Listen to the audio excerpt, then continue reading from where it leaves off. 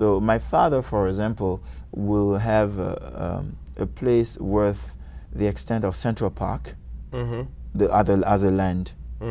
Now, if you don't use machinery or tools, then you need somebody to work for you. Yes, yes. My father was born at the time when the children have to be sent to school rather than being used at home. So right on the change. Right. Change. So the change, just the transition there caught him by surprise. And he already had the 3 wives? Already, and then he had to pay for the children, and then have to go to school. Then he had to work. He had to get workers for him to work. So, so he didn't get any money from the kids? Not he had for to us. Just pay for the kids? Yeah, pay from us. Yeah. Poor guy. Yes. How many kids in the family altogether? About 17. 17, wow. Yeah, 17. Now your father, he lived, both your parents lived a nice long life. Your father, both parents passed away. My father passed away at the age of 91. My mother, 83, she passed away. Yeah. And the other mothers are there. And that's one thing when I go home, one day I'll ask their name for the first time in 38 years. Wow. Yes. I don't know their names. You would just say mother mother of this child, mother of this child, because it's impolite to know, to ask for their mother names. Of John, mother of George, right, you know, more African names probably. So we never ask their names, but I will ask next time I go there. Wow, that's very, very fascinating. Do you plan to have a family like this? No, it's not possible. It's not possible for 2 reasons. You have to have the means, the space to do that. Yeah. And also the time is different.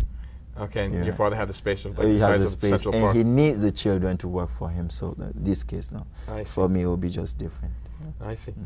Now, your latest work is the book, The Crossroads. The Crossroads, yeah. And this is a novel, different kind of a book than the first one. Yes. And it's a very, very wonderful story of the power of love. Yes. Well, I'll let you describe it. Yes. Well, this book is about 2 people who met through an organization, and in their lives they develop a life together. And the woman parents were so overbearing and were asserting some pressure into the family life of the 2. That would be Anna, right? Caprice. Anna Caprice. And the husband is Alex Mondeman? Right. Alex Mondeman, who would not complain, who will take everything in. He's very passive. Passive. And he allows the in-laws to overpower him. In the family, yes. And they introduce a lot of negativity against him. Right. And this is disruptive to the relationship. But without complaining or just protesting, he internalized everything. Until he blows up. And then he blows up. And when he blows up, he disappeared from his family. He had 2 children and his wife. He disappeared without telling them where he was going.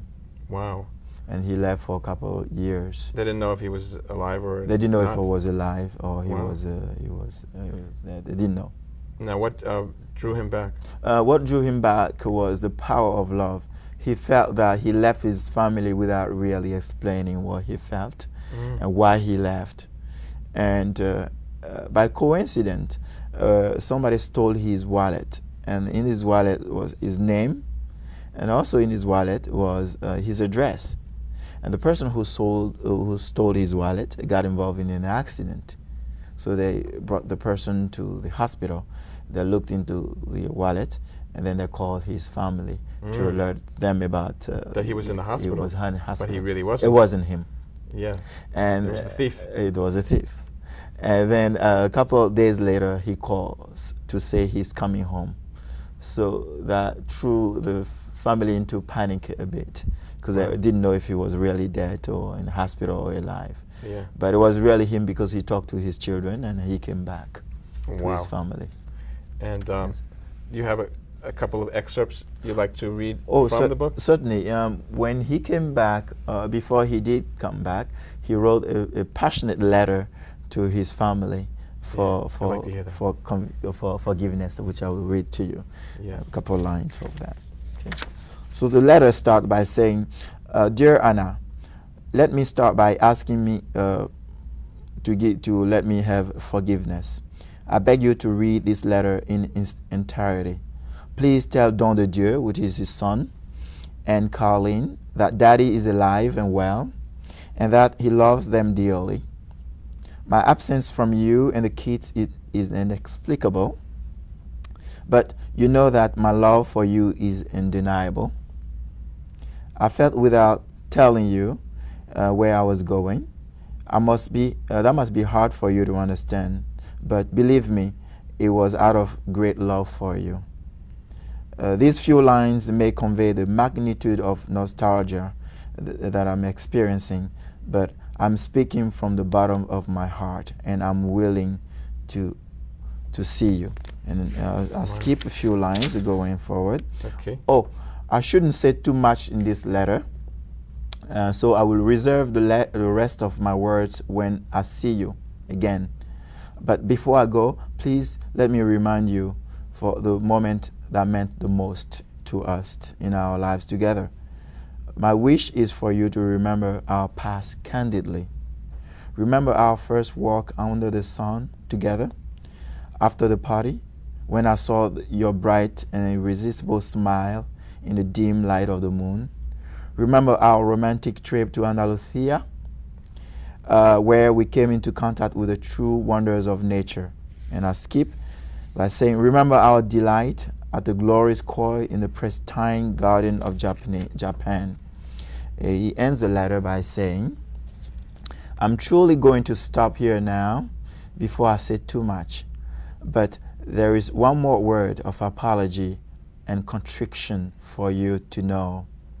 With an immeasurable and inexhaustible love for you and the two creatures we endlessly love, and with impatience to get back to you, I'll make this one promise to you. We'll be happy again. See you before long with an everlasting glow of love for my family. Alex. Yes. That's beautiful. Right. Thank you. So yes. He had the courage, the power of love gave him the courage to come back to the family. Right, to ask for forgiveness for what has happened and to get the strength of really coming back to face reality. And maybe they will give him forgiveness. Then make sure that in life, sometimes people can make mistake, but it is possible to retrieve that and also to redeem what they have done. So it's also about forgiveness. Right. That's a wonderful novel, and you. you truly are a Renaissance man. Right. You're a great dancer also. That's when I first met you. Right. You were doing we had that dance at the International House in Columbia of New York, yes. And after that, I was featured in the New York Times, in the Daily News, in New York, in the Post, in the Time Out magazine for the dancing. From dancing, and also from Lincoln Center Time Out. Yes. This is fabulous. That's fabulous. Now, currently you're a professor of economics. Right. Tell us a little bit about your post. Okay. I teach microeconomics and macroeconomics at the City University of New York, and I teach undergraduate.